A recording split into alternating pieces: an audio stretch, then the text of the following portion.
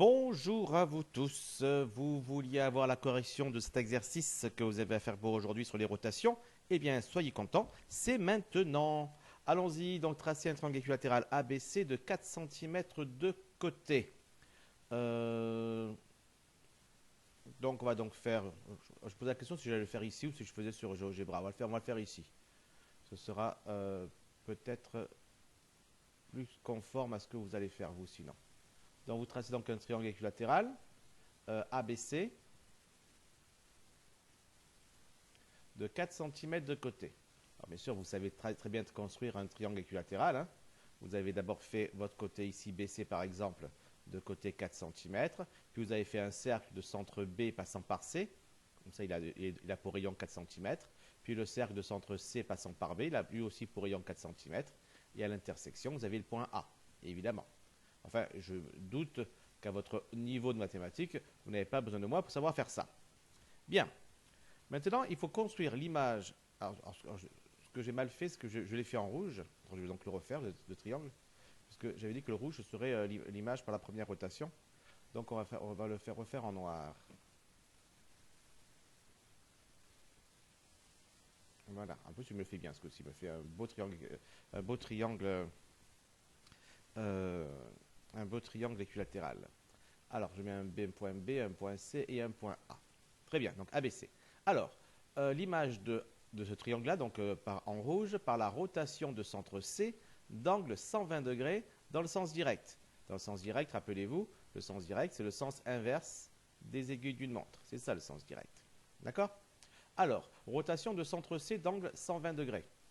Donc, je vais d'abord faire l'image de A, l'image de B, l'image de C. L'image de A, à partir du point A, je vais donc faire une rotation, donc 120 degrés. Ici, j'ai un angle de combien ici? Ici, j'ai un angle de 60 degrés. Donc, si je veux faire un angle de 120 degrés, il me faut encore un angle en dessous de 60 degrés. Alors, comment faire facilement un angle de 60 degrés? Alors, soit je prends le rapporteur, soit bien plus simple, je trace ici, en dessous, un autre triangle équilatéral. D'accord? C'est-à-dire que lorsque vous avez fait BC ici, au début, vous avez construit votre triangle, vous avez fait le premier cercle ici pour trouver, et le cercle ici pour trouver le point A, mais le cercle là, en fait, vous le continuez de chaque côté, comme ça vous obtenez un autre point ici, bon, il n'a pas de nom, hein, mais comme ça forme un autre triangle équilatéral. Et en formant ainsi un autre triangle équilatéral, eh bien, vous obtenez ici encore un autre angle qui mesure 60 degrés. Et donc, du coup, en faisant ceci, eh bien, vous avez évidemment un angle ici qui va mesurer 120 degrés. Et comme en plus la distance AC, bon, on la retrouve évidemment ici, eh bien, ça veut dire que l'image du point A par cette rotation de centre C d'angle 120 degrés dans le sens direct, eh bien, ça va donner le point A qui va passer ici. Et donc, j'obtiens ici le point, on va l'appeler A' pour les premiers. Non, ou, oui, A'. Non, A1 plutôt. Parce qu'après, on va avoir 3, ça va faire beaucoup. On va donc l'appeler A1, ce point-là. D'accord? Après, il nous faut quoi après? Il nous faut l'image de B, pareil, par la même rotation. Donc ici, on a donc à partir de CB, partir ici et faire 120 degrés. On a donc ici, on a déjà 60 degrés ici, grâce à ce petit triangle latéral qu'on a fait. Mais il manque encore 120 degrés à faire. Encore 60 degrés à faire. Alors comment est-ce qu'on fait? On a plusieurs manières. Soit on va à nouveau ici construire un triangle équilatéral. Comme ça, on a encore 120 degrés à ajouter. C'est une technique. Ce n'est pas la plus simple, mais elle fonctionne très bien. La technique la plus simple ici est de tout simplement prolonger la droite AC. En effet, en prolongeant la droite AC, qu'est-ce que j'obtiens ici? J'obtiens que tout ceci, l'angle que je dessine, que je vais effacer après, sinon il va me gêner, il vaut combien? Il vaut 180 degrés, c'est un angle plat. Puisque c'est un angle plat, comme ceci vaut déjà 60, eh bien, ce qui reste, c'est-à-dire cela, ça vaut évidemment 120. Donc, évidemment, quand je vais tourner faire une rotation de centre C à partir du point B, eh bien, j'arriverai à 120 degrés quand je serai sur cette droite rouge que j'ai prolongée. Et comme évidemment la distance CB sera la même que la distance CB1, ben, je n'ai qu'à prendre le cercle de centre C passant par B. Il va évidemment passer par A' aussi. De toute façon, vous l'avez déjà tracé lors de la construction, donc à faire, si vous voulez continuer, c'est encore mieux. D'accord? Et va donc évidemment après, ce cercle-là arriverait jusque là, normalement. Voilà, et ici, vous avez votre point B1. D'accord? Vous pouvez également, à la place de tracer le cercle, simplement mesurer 4 cm. Hein. C'est vrai que là, les distances étant simples, on peut se contenter de mesurer. Et du coup, qu'est-ce qu'on obtient? Ben, on obtient ici. Ah non, on obtient donc A1, B1, il manque encore C1. Il est où C1? Ben, puisque C1, c'est l'image de C par une rotation de centre C, ben, C est un point invariant, c'est-à-dire que le point C1, il est évidemment confondu avec le point C. J'obtiens ainsi un nouveau triangle équilatéral, évidemment, parce que de toute façon, on sait très bien que la rotation ne déforme pas les figures. Donc, on obtient à nouveau un triangle équilatéral, A1, B1, C1, qui est comme ceci. D'accord? Continuons. Maintenant, dans le sens, une rotation de centre B, ce coup-ci, on dit qu'on faisait ça en bleu, d'angle 90 degrés dans le sens indirect. Le sens indirect, rappelez-vous, sens des aiguilles d'une montre, c'est-à-dire dans ce sens-là. Dans ce sens-là. Bien. Alors, rotation de centre B. On va donc tout tourner autour de B. D'angle 90 degrés. Commençons par A. D'accord? A est ici. Il faut donc A est ici. On a donc le côté ici AB. Il faut donc faire tourner ça de 90 degrés dans le sens des aiguilles d'une montre. Donc, je vais évidemment ici tracer tout simplement un angle droit. Un angle droit. Et reporter la distance 4 cm. Soit je la mesure, soit je le fais au compas. Voilà, donc c'est à peu près pareil ça. Alors là, forcément, comme je le fais ici, c'est vraiment approximatif. Hein. Vous, ce sera évidemment bien plus précis que ça. Vous avez donc A2 ici. Puis B2, c'est où? B2, c'est l'image de B. Comme on fait une rotation de centre B, ça ne change pas, c'est invariant. Donc B2 est confondu avec B. Et quant à C2, ouais, c'est C2, c'est ça. Donc l'image de C, BC est ici. Il faut donc que je tourne dans le sens aiguë dans le sens aiguë d'une montre, c'est ça, de 90 degrés. Donc je vais donc ici faire à nouveau un angle droit, mais comme ça, ce coup-ci, et attendre de mesurer 4 cm. 4 cm encore, d'accord? Soit je mesure, soit je fais au compas. Et j'obtiens ici mon point C2. Et j'obtiens ici mon nouveau triangle, qui à nouveau, bien sûr, est un triangle équilatéral. A2, B2, C2 est évidemment encore un triangle équilatéral. Enfin, le dernier, le vert, donc l'image de ABC par la rotation de centre A d'angle 60 degrés dans le sens direct. Donc vous n'oubliez pas, sens direct dans ce sens-là. Alors de centre A, déjà évidemment l'image de A, ce sera lui-même. Donc A3, ce sera A. B3, alors regardez, B est ici. D'accord? Ça fait donc ce côté-là. Il faut le faire tourner dans le sens inverse des aiguilles d'une montre de 60 degrés. Les 60 degrés, ils sont là, 60 degrés. C'est-à-dire que le point B va forcément retomber sur le point C. B3, c'est égal à C. D'accord? Je tourne bien dans le sens des aiguilles d'une montre. J'ai la même distance, évidemment, 4 et 4 ici. Donc B3 tombe bien sur le point C. Et quant à C3, par contre, alors là, il faut faire à partir de là encore 60 degrés. Alors comment faire? On va tout simplement, à partir de A3 et B3, tracer à nouveau un triangle équilatéral. Comme ça, en traçant un triangle équilatéral, on a bien 60 degrés ici. Et ici, je récupère bien mon point C3. Et donc, j'ai bien fait tourner mon triangle dans le sens aiguë d'une montre, dans le sens inverse aiguë d'une montre, pardon, dans le sens direct, donc, de 60 degrés autour du point A. Et donc, en gros, vous avez une figure qui va un peu ressembler à ça. Ce que je ne sais pas, c'est parce que souvent, ça a été fait à peu près à l'œil. Hein, c'est au niveau ici. Vous savez, là, le point A2, dans mon dessin à moi, il est à l'intérieur du triangle bleu, du triangle rouge. Peut-être dans la réalité, il est à l'extérieur, voire même dessus. Voilà, ça je ne sais pas. Il faudrait soit faire des calculs pour le savoir, soit faire une figure correcte. Et évidemment, c'est pas avec les mains levées comme ça que j'ai fait une figure correcte. D'accord, voilà. Donc le reste, vous devez avoir un truc qui ressemble pas mal à ça. Il y a voilà, cette position du A2 qui n'est pas totalement claire par rapport au triangle rouge. Voilà. On continue. On a encore d'autres exercices à faire sur le même style. Et en particulier ici, un extrait du brevet. C'était il y a longtemps, c'était il y a 20 ans. Mais enfin, ça arrive quand même, ça arrive toujours. Les maths, vous savez, ça ne change pas aussi rapidement que ça. Donc, un problème d'il y a 20 ans, ça peut retomber encore très vite. Et en tout cas, ça veut dire que qu'on en a besoin pour le lycée. Alors, on considère un triangle ACD rectangle et isocèle de sommet principal A. Sommet principal, ça veut dire qu'il est rectangle en A. Ça veut dire qu'il est isocèle en A également. Alors, placer. Donc, on a donc un triangle rectangle isocèle ici, en A. Voilà. Rectangle isocèle. Donc, même côté ici, même côté ici. Et il s'appelle ACD. Voilà. Voilà. Pour le reste, je vous laisse mettre la figure en pause, la vidéo en pause, faire l'exercice. Et ensuite, vous reviendrez pour la correction. Allez-y, les enfants. Alors, vous avez réussi à le faire? Regardons.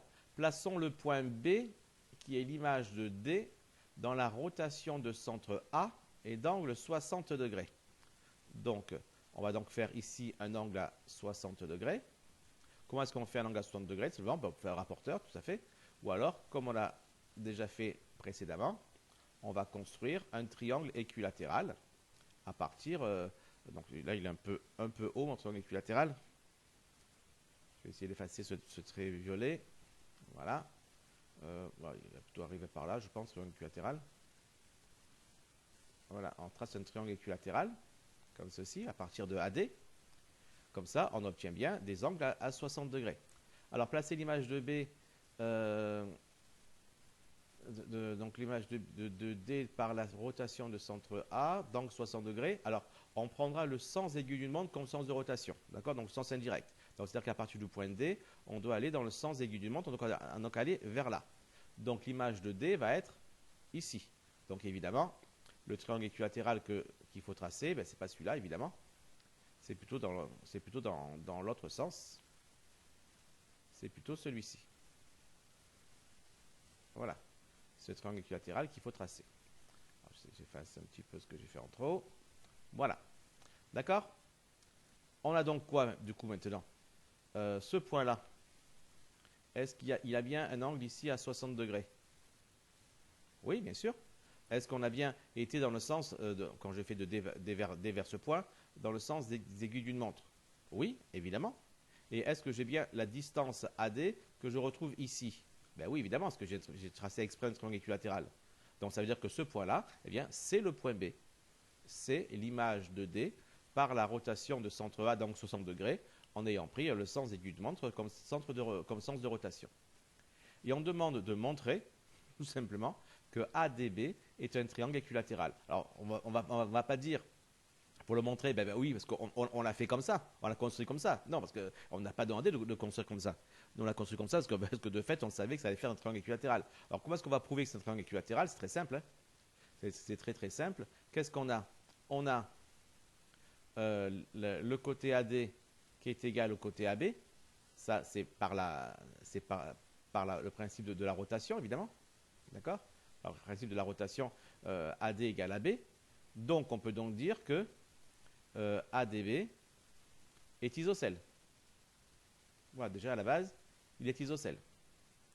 Ensuite, on peut également dire que l'angle DAB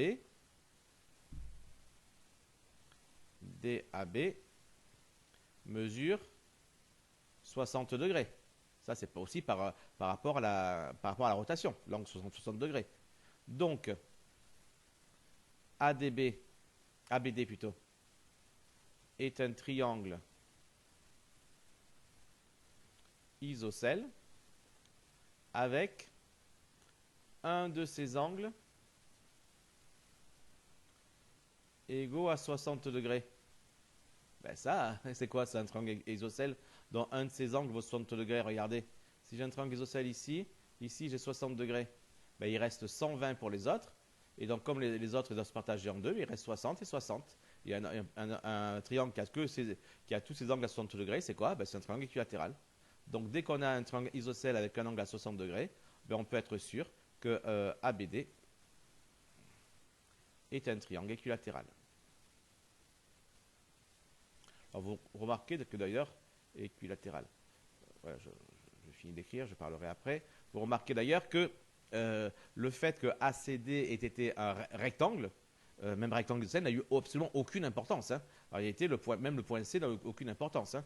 Si je n'avais pas fait tout ça, j'avais juste ici le segment AD, ça suffisait largement pour avoir mon triangle équilatéral. Alors pourquoi il y avait tout ça? Ben, j'imagine que pas que ceci est un extrait du brevet.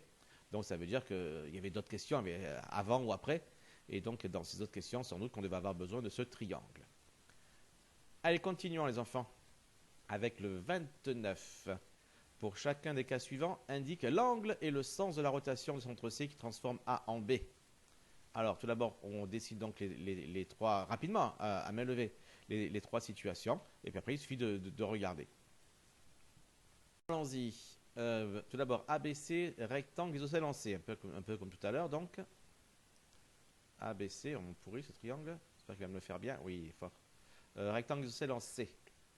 Donc ABC, rectangle isocèle en C, même s'il n'est pas trop isocèle dans le dessin, c'est pas grave. Le deuxième, ce sera ABC, rectangle isocèle en C, non, isocèle en C, avec l'angle A qui vaut 70. Donc on aura donc ici un truc de ce style-là. 70, ça va faire comme ça à peu près. Hop là. Voilà. Avec ici à 70 degrés. Ici j'ai l'angle A, j'ai le point A plutôt. Ici c'est le point C, puisque c'est ici qui est isocèle. Donc là j'ai B ici. Et le troisième, ABC, triangle équilatéral.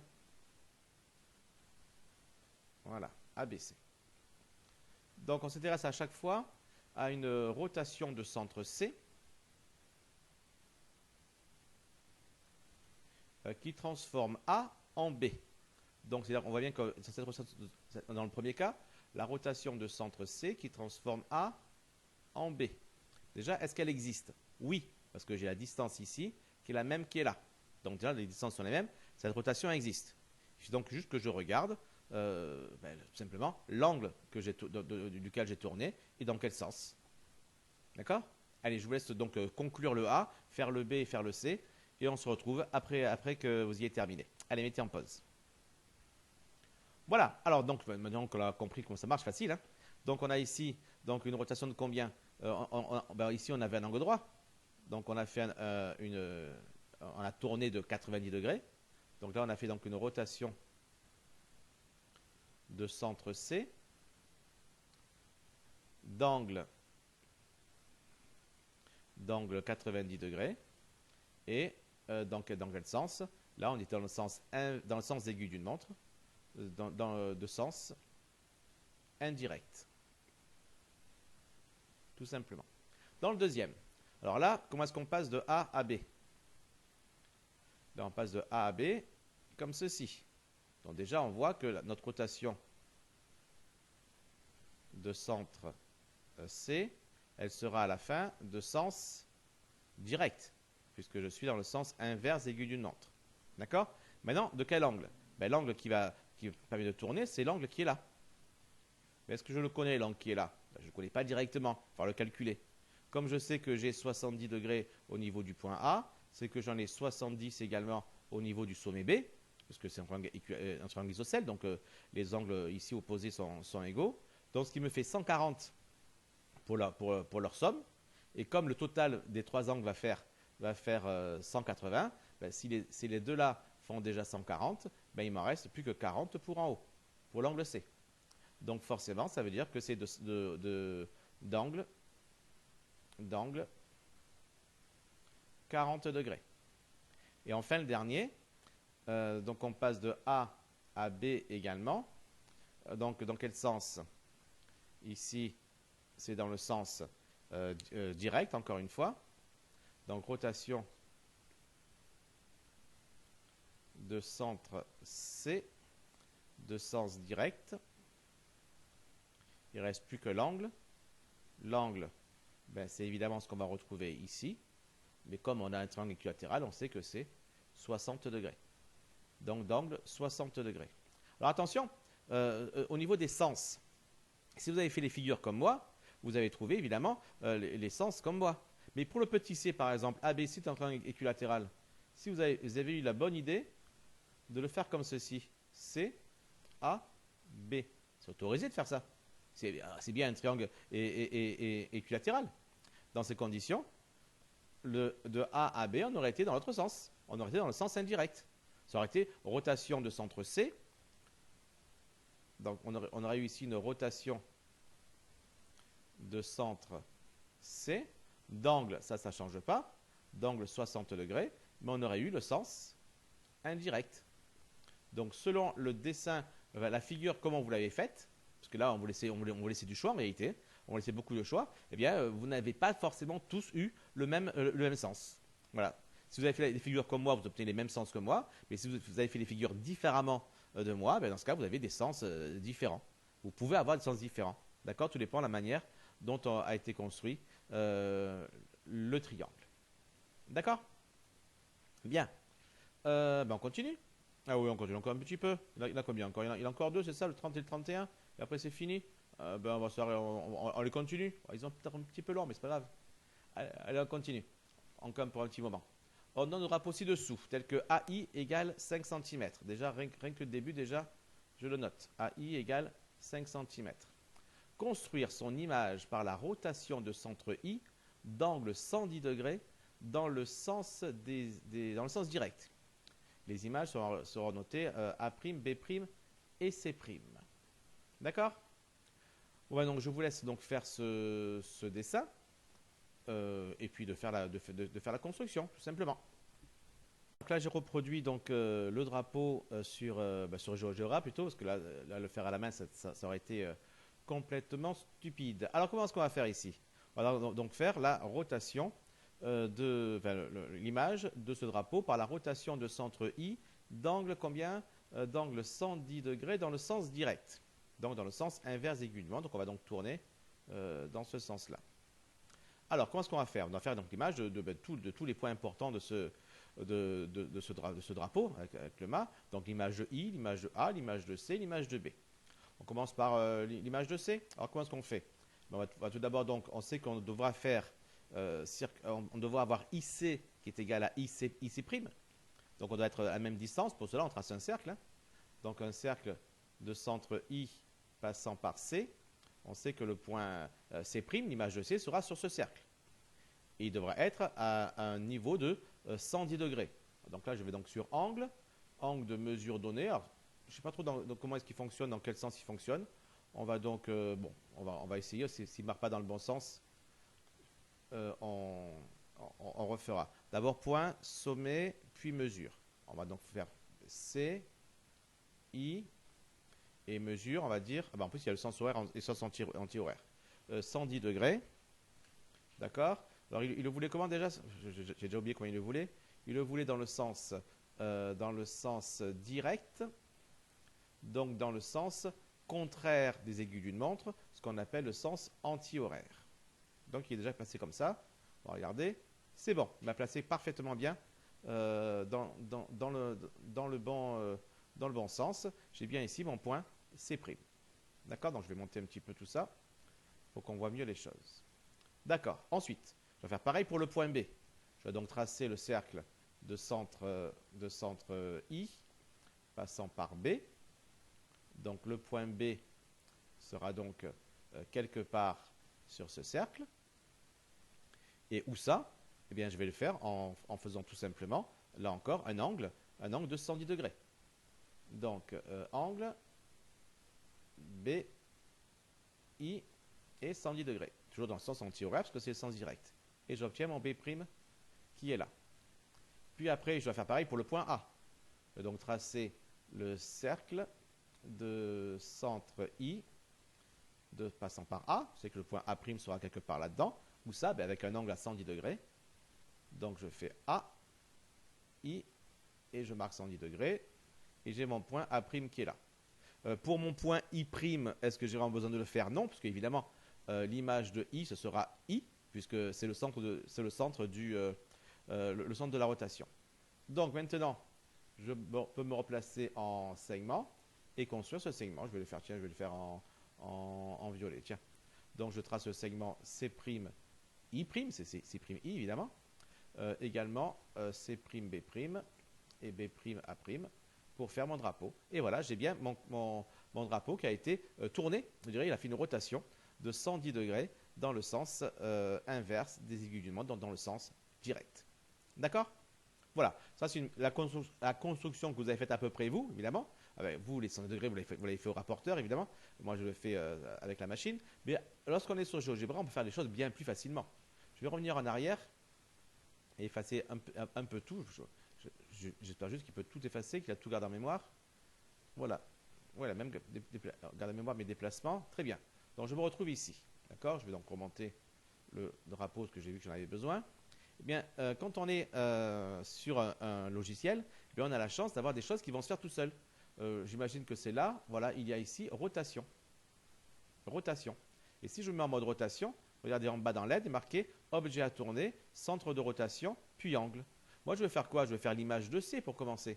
Ben, je fais donc l'image de C par la rotation de centre I et d'angle 110 degrés.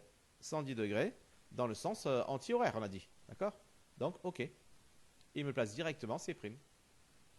Puis je fais l'image de A, puis l'image de B également. D'accord? Encore plus simple. Encore plus simple. Je peux très bien définir mon polygone A, B, C. Et je reviens sur A, évidemment. Comme ça, j'ai mon polygone qui est fait. C'est le drapeau sauf mon mât. D'accord? Et maintenant, je fais juste la rotation. Non pas de A, non pas de B, non pas de C, mais du polygone en cliquant dessus. Par la rotation de centre I. D'angle 110 degrés. Et j'obtiens directement la rotation de tout mon drapeau. J'ai plus qu'après à construire mon IC' pour avoir mon mât, ou mon IA' d'ailleurs, pour avoir mon mât, et comme ça, il est totalement terminé. D'accord? Voilà donc une technique pour y arriver. Est-ce qu'on pouvait faire pour y arriver facilement? J'ai une idée en tête, je ne sais pas si ça a marché. Est-ce que je pouvais faire comme polygone I, pardon, C, B, A, I. Comme ça, je prends tout le drapeau, y compris le mât. Et lorsque je fais la rotation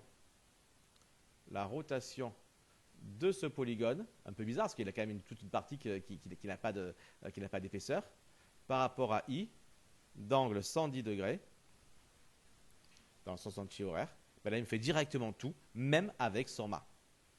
D'accord? Alors, vous voyez quand même la puissance d'un logiciel de géométrie par rapport à ce qu'on fait à la main. C'est évidemment beaucoup, beaucoup, beaucoup plus simple et beaucoup plus rapide.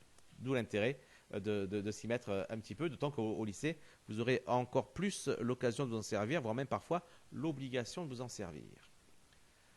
Ben, on continue quand même, parce que c'était quand même pas terminé ça. Donc, quelle est alors l'image du point I? Bon, ça, on l'avait précisé. L'image du point I, c'est évidemment I, puisque I est le centre de la rotation. Quelle est l'image du segment IA? Alors, l'image du segment IA, c'est évidemment le segment IA', puisque I et I', c'est la même chose, et l'image de A, c'est A'. Donc, l'image de IA,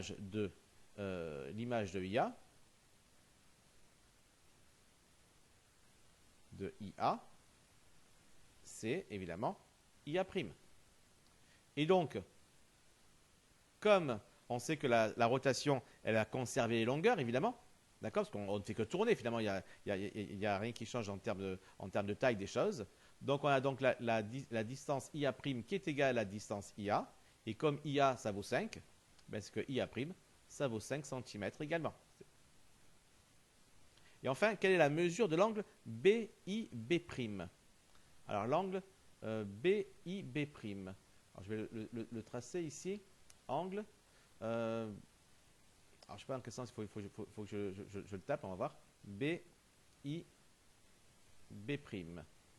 Voilà, il ne me l'a pas trop dessiné, mais il m'a juste marqué sa valeur ici. Donc, il faut quand même le dessiner ici. Voilà. Cet angle-là, combien est-ce qu'il mesure? Bon, l'ordinateur le donne, ça fait 110 degrés. Mais pourquoi? Pourquoi ça fait 110 degrés? Ben, tout simplement parce que, hop, ça c'est pour vous ça. Enfin, si c'est pour vous, mais c'est juste les liens des exercices.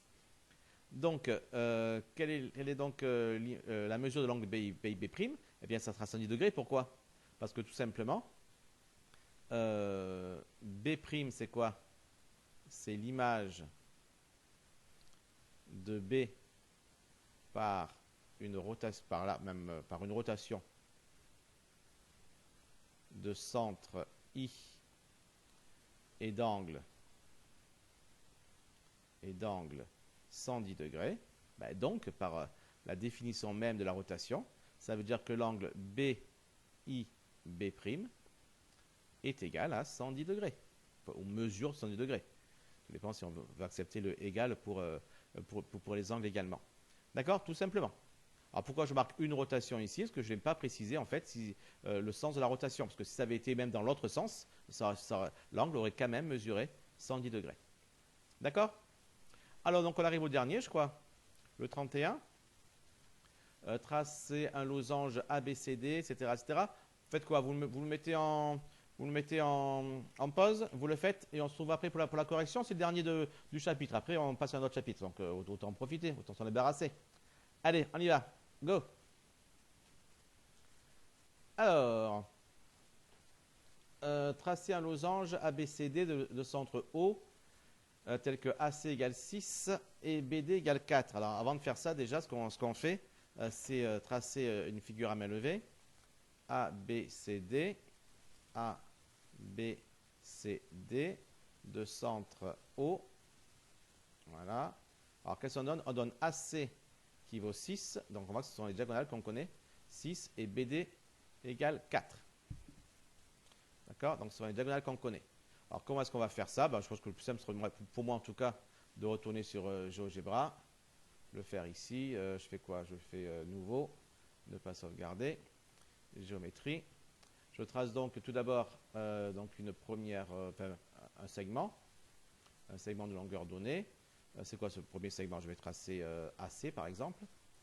AC de longueur, je ne sais plus quelle est la longueur de AC. Longueur c'est 6 pour AC. Longueur 6. Voilà. Sauf que c'est pas C, c'est B. C'est pas B, c'est C. Donc je renomme renommer en C. Ensuite, je vais avoir le milieu. C'est où les milieux? C'est où les milieux? Milieu, oui, milieu. Milieu, ici.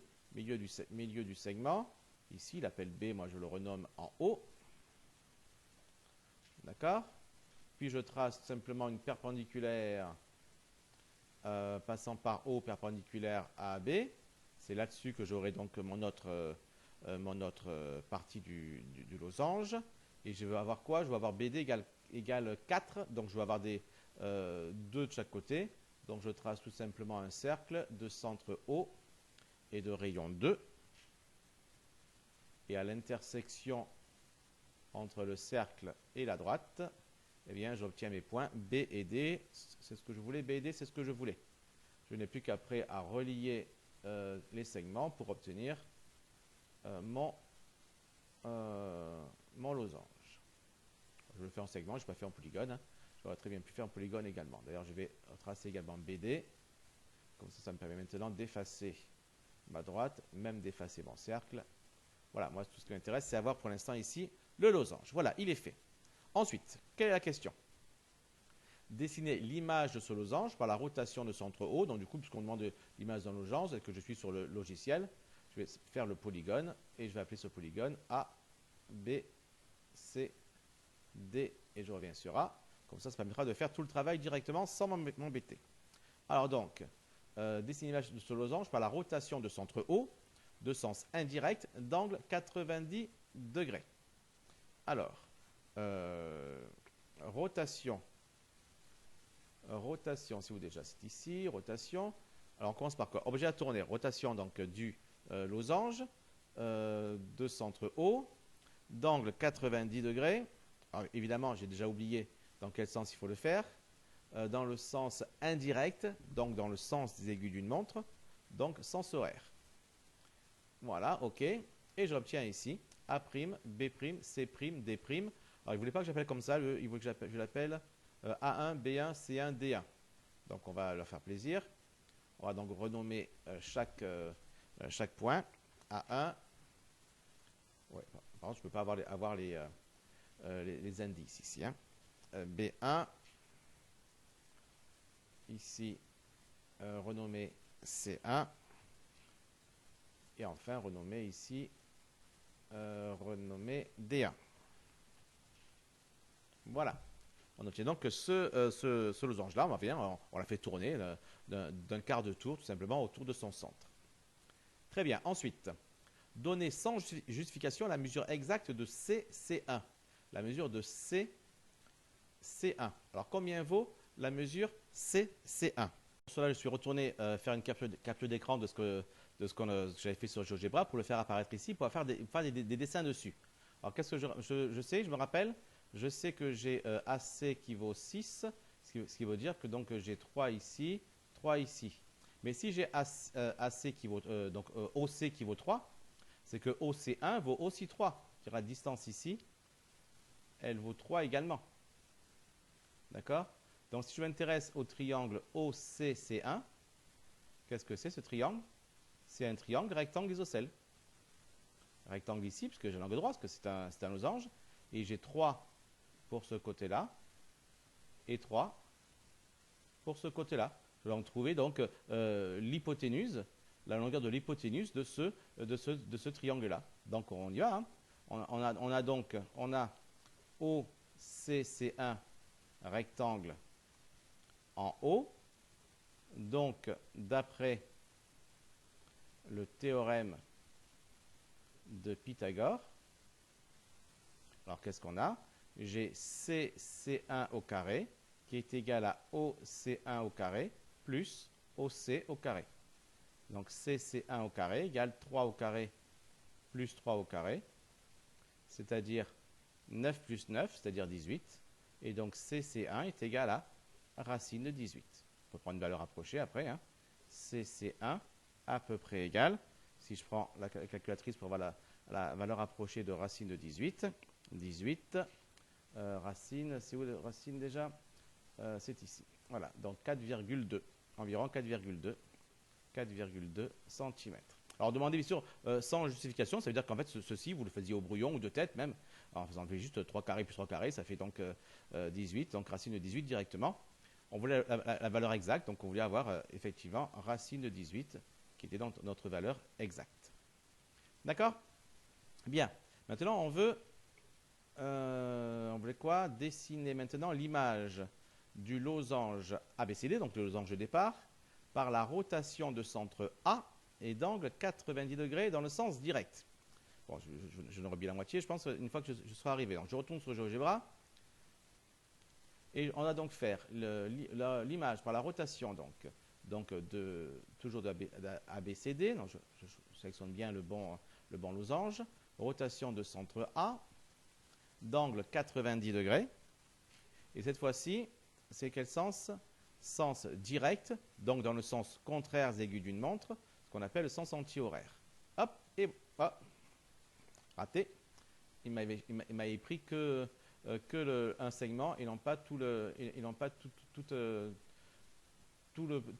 polygone. Alors je reprends en rotation, j'essaie de prendre tout le polygone, j'espère qu'il va prendre tout le polygone ce coup-ci. Je ne suis pas sûr qu'il ait pris tout le polygone. Hein. Peut-être qu'il faut agrandir. En zoomant, peut-être qu'il verra mieux que je veux tout le polygone. Alors rotation de tout le polygone. Non, annulé. Bon, c'est pas malin ça. Oui, parfois c'est pas pratique. Ça marche bien la technologie, mais parfois c'est pas aussi au point que ce qu'on aimerait. Et c'est le cas ici maintenant. C'est pas aussi au point que ce que j'aimerais. Bon, on va voir si ça marche. Rotation rotation donc de tout le polygone. Ouais, je pense qu'il a pris là. De centre A. D'angle 90 degrés. Et le sens voilà, anti-horaire, je crois que c'était. C'est le sens direct, donc le sens contraire des aiguillements, donc le sens anti-horaire. OK. Et là, ça marche. Voilà, donc on trouve donc ici la figure. Donc il appelle encore A', B', C', D'. En réalité, lui, il voulait A2. Alors, c'est pas le point A qu'il faut renommer, c'est le point A'. Est-ce que je peux le faire? Non. Bon, du coup, tant pis. Hein. Je vais renommer quand même A2. De toute façon, ça ne se verra pas. Ce sont les mêmes points. A2. Lui, renommé B2. Lui, renommé C2. Et lui, renommé D2. Renommé D2. Voilà. Bon, on revient ici. On demandait quoi? Donner sans justification la mesure exacte du segment C2. Alors là aussi, je vais peut-être faire une petite capture d'écran pour qu'on voit mieux les choses et qu'on puisse dessiner dessus. Hop là. Allez, on revient ici. Qu'est-ce que je vais faire là? Je vais effacer tout ça. Où est-ce qu'il est passé lui? Il est passé là. Voilà, j'efface tout ça. Supprimer. Lui aussi. Et il ne veut pas partir lui. Voilà. Ouais, il est parti. D'accord? Donc maintenant, je colle le nouveau dessin. Alors, qu'est-ce qu'on veut avoir comme longueur? La longueur CC2. Donc la longueur entre le point C et le point C2. Alors, comment est-ce qu'on va faire ici? CC2. Ben pareil, on va essayer de trouver quelque chose où on peut trouver ceci. Ben, on a quoi ici? Ben, regardez, si je m'intéresse à ce que je trace ici en pointillé, qu'est-ce que j'ai? J'ai un triangle rectangle. Pourquoi rectangle? Parce que j'ai fait une rotation dans 90 degrés. Donc j'ai un angle droit ici. D'accord? Donc j'ai bien un triangle rectangle. Et quelle est la longueur entre C et C2? Ben, c'est l'hypoténuse de ce triangle rectangle. Combien vaut la distance entre le point A et le point C? Ben, c'est 6.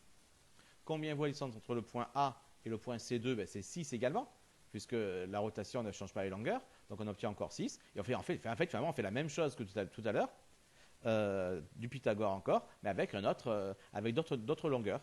On a donc ici, on a donc CAC2 rectangle en A.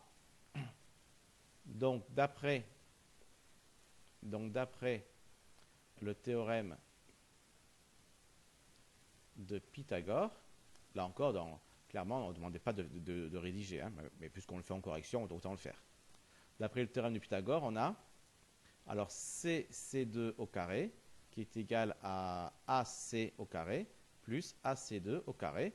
C'est-à-dire que CC2 au carré est égal à 6 au carré plus 6 au carré. Ce qui nous fait un CC2 carré qui est égal à 36 plus 36. C'est-à-dire 36 plus 36, ça fait 72. CC2 carré, ça fait 72. Et donc CC2 est égal tout simplement à racine de 72, qui est la valeur exacte qui était demandée. Si pour notre plaisir personnel, on veut avoir la valeur approchée, on fait 72 racine carrée et on trouve 8,5. CC2 à peu près égal à 8,5 cm. Et ceci est donc totalement démontré que CC2 vaut racine de 72. Voilà donc le travail qui était à faire pour terminer ce premier chapitre sur les transformations, car il y a encore une deuxième transformation à voir en troisième. Il s'agit de l'homothétie. Allez les enfants, bonne journée à tous et à très bientôt. Ciao, ciao!